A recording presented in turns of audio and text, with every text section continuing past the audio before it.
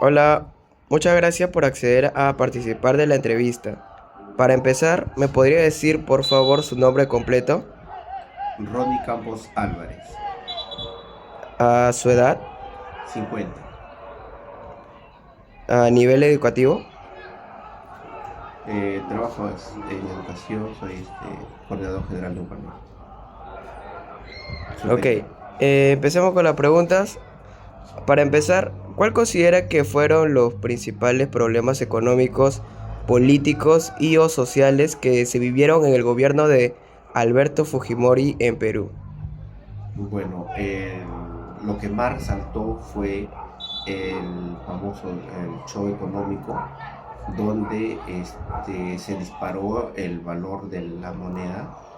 Lamentablemente mucha gente sufrió en ese momento porque, por ejemplo, si un pan costaba 10 céntimos, al otro día costaba un sol. Entonces fue muy trágico en un momento, muchas personas lo sufrieron, pero fue una medida que tomaron para poder revalorizar nuestro dinero, la moneda que es el sol, ¿no? Ok. el- Continuando con la segunda pregunta, ¿qué medidas se implementaron para combatir la inflación durante el gobierno de Alberto Fujimori y por qué fueron o no efectivas? Bien, como le digo, según la pregunta anterior, el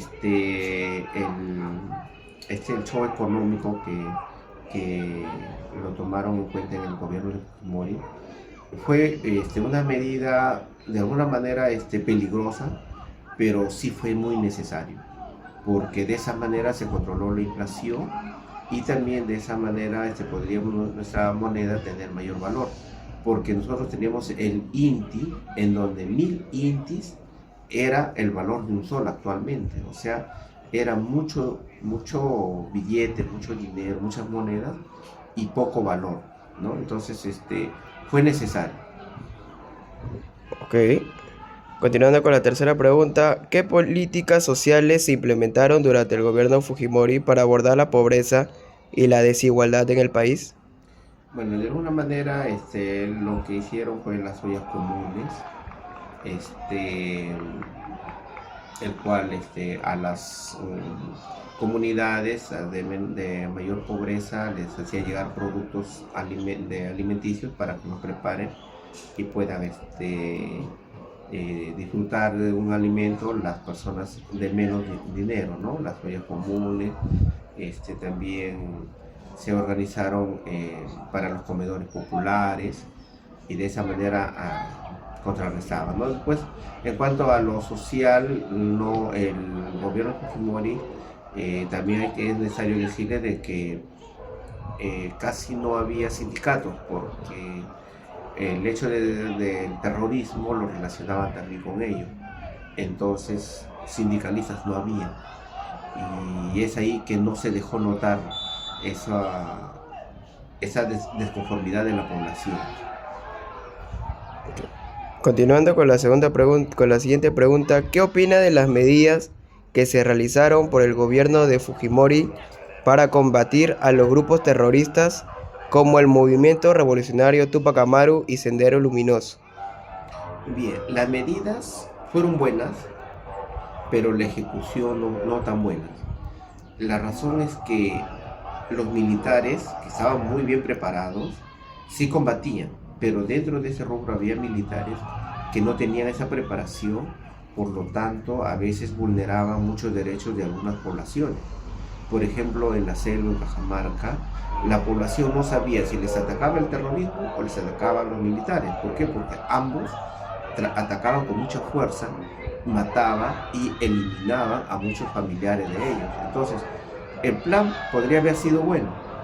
Lo malo es que en la ejecución había muchos errores.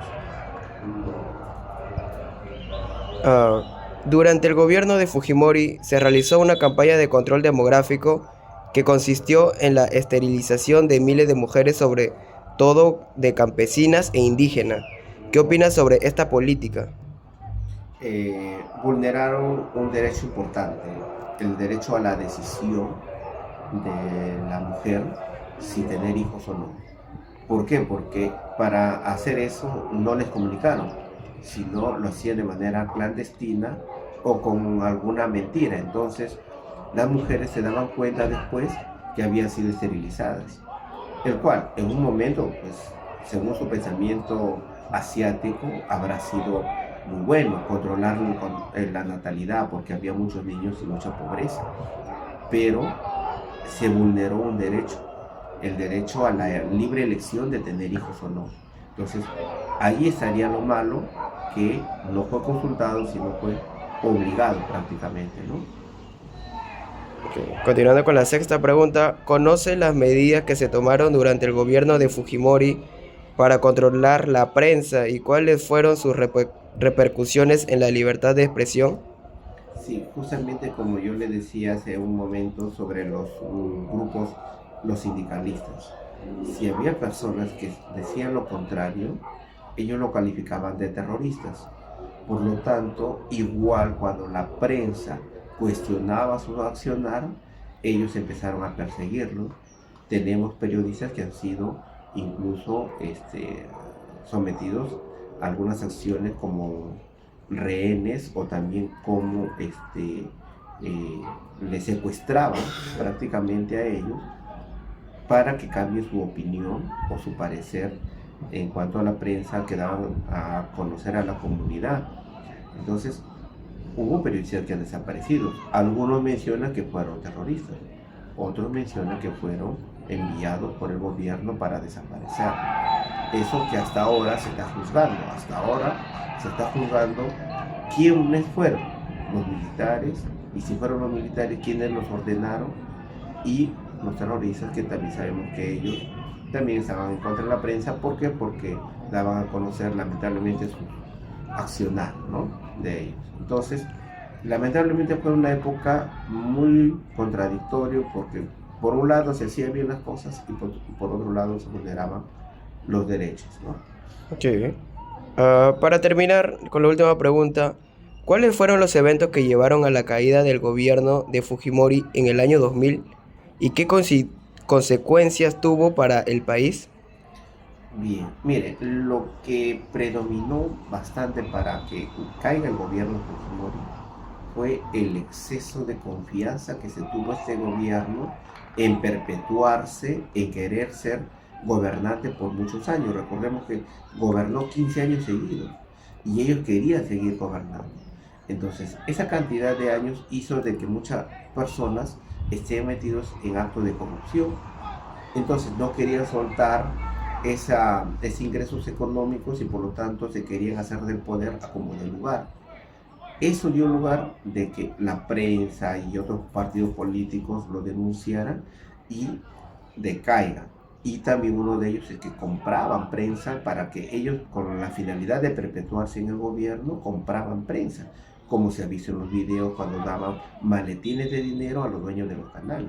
¿Con qué finalidad? De que hablen bien de ellos y seguir gobernando, pero lamentablemente ya era una corrupción muy generalizada, porque era no solamente la corrupción política, sino también los militares.